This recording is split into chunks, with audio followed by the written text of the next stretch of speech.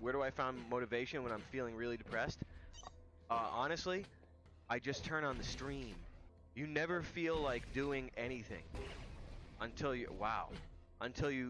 just do it, and then you're doing it. So it's not even, listen, if you look for motivation, I'll tell you, you will never find it anywhere. You'll just be looking, you'll spend time looking for it. Oh, I'm looking for it. No. You do the things that you got to do, and then you become undepressed. That's how you do it. That's the trick. Everyone hearing me? Yeah, it's necessary. It's really important that everyone here remembers that. You have to remember it. You do the thing, and that gives you the energy. It's not the other way around. You don't get energy and then do something like creation, writing, anything it is. It's not my energy. I mean, it is, but I'm saying it's not necessarily the energy that comes before the making. It's when I'm doing this, and when I'm doing the drumming or doing the voice stuff, whatever it is. That's what brings the energy. It's not the other way around. But I don't know, you get good at allowing things to energize you. So you need to allow things to energize you. Yeah, energy you create as you create. That you think or you feel that you want to be in it, but perhaps are afraid of the storm and the tingle inside because you're used to being pampered and taken care of and looked out for, perhaps. But you see, when you're in the storm of creativity and creative pursuits, especially when it's in a collaborative, you're in the storm, and it's interesting. And you only have access when you're in the crucible. You only have access when you're burning off the fog. Other than that, it's daydream. You're only daydreaming, only daydreams. Unless there's the fire and the burn and the storm, it's only daydreams for years and years. Frank Yang talked about was, women come from the factory with the ability to create life, which is like their life quest. They have it in them, ready to rip. And men to achieve the same thing, you have to do all this crazy fucking bullshit. But then you have to make art, is what he said. Really? That's man's way of creating life, which is inferior, is creating art. By any means necessary? Yeah, and the word art meaning whatever you want it to mean. Culinary art. Not meaning fucking a painting. It just means whatever it is that your life quest is. That's what your creation is. So when you finish something, you get a feeling that you get the same feeling that women do after they give birth sometimes, which is postpartum depression. Do you remember how you felt after world peace was done? Yeah. I felt pretty drained. Yeah, I wanted to get the fuck out of there. Yeah. So that's kind of how I felt for the past. That's how I felt for a few days after. I mean, I'm older now, and I've gotten better at tamping down those sensations. So that only affected me for maybe 4 days, but now I got to start working out again. I'm gonna get fat. Managing expectations and having and realizing that there's never any champagne popping moment in most of the things that you do creatively is a very fucking depressing reality. That's a big one. And I remember back when we were in our 20s, I know that you wanted that champagne popping moment, and it just never came. And I could have used it as well, and it did never come. Can you believe that? No. Isn't that crazy?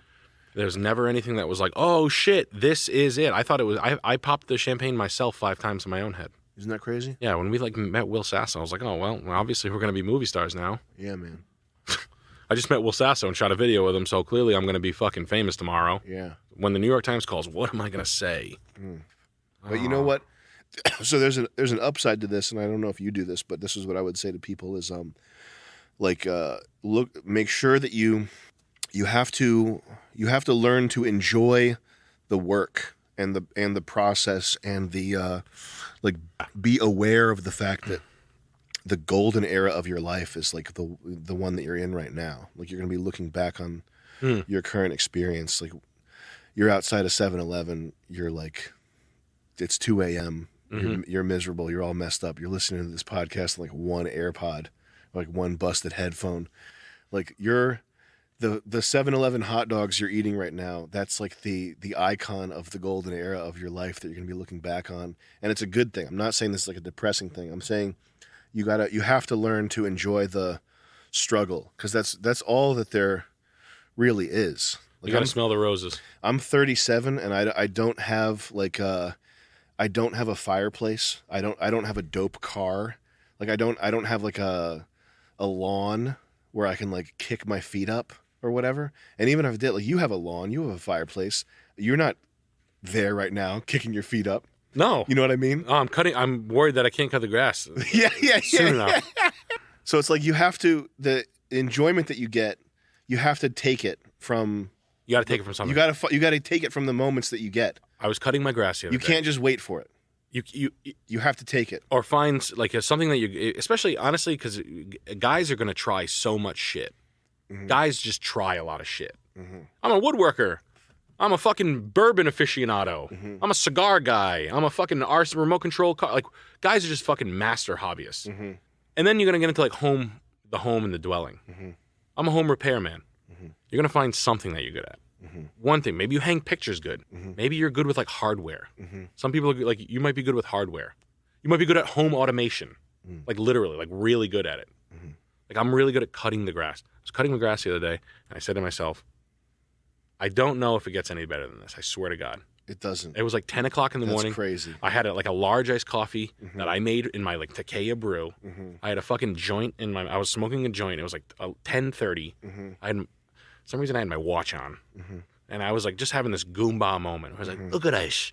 It's a fucking nice day. Yeah. It's fucking beautiful out. I'm cutting crisp lines in my beautiful green grass that didn't fuck me over in the end of the year. It was crisp yellow. Mm-hmm. Came back, it's green again. I'm coming every day. Mm-hmm. I put a ton of fertilizer down. And I'm just a boomer idiot, and I get it. Mm-hmm. But I had to go to the gym in 3 hours. Yeah. You have to squeeze that shit out of your life because you're not gonna get another life. You're probably not gonna get a better life. You're probably gonna you're not gonna be a millionaire. You're probably I'm not a millionaire. you gotta, it happens, you know. Yeah, you are. But you have to relentlessly Don't tell me fucking my father's money. squeeze this shit out of your life. Like you have to find the happy enjoyment, and whether it's like even if it wasn't that, even if it was a shitty day, like you got to find the thing that maybe it taught you won't do it again in a shitty day. But maybe you have to find the enjoyment cutting your grass on a shitty day. Like you have to. But that's my point, and I think your point too is that you can't the moment like thinking about how in 10 years you're going to be aight. That's not what you're not going to be aight in 10 years. No, it never happens. It never happens. It gets different, but you're not going to be different. That like you just get older and no one really figured this out thing that was like a big like echo chamber shit from like 2007 movies, like Judd Apatow movies. Like, so, dude, everybody just grows up and no one tells you how to do it. Yeah. That old like Reddit thread. So you got to start enjoying your life now, even when it's miserable. You have to learn where to pull the enjoyment from. Hanging out with people is a lot better though, man. Yeah. I've been like, I had to find like I blew off people that I didn't mean to blow them. I was just working. Mm-hmm. Now that I'm not working, I was like, oh, I gotta have beers with these people, and you just go have the beers with like the people you wanted to have beers with. You know who they are in your own life. Like I had to fucking meet up with this motherfucker, and I've been cracking the fuck up. It's like awesome. I'm like just, I don't know if we're like sharp because we're on podcasts conversationally, but the shit that comes out of people's mouths is so fucking funny, man. Mm-hmm. Like damn, that's so fucking crazy. I love it. Like I'm really recharged by people lately. It's awesome.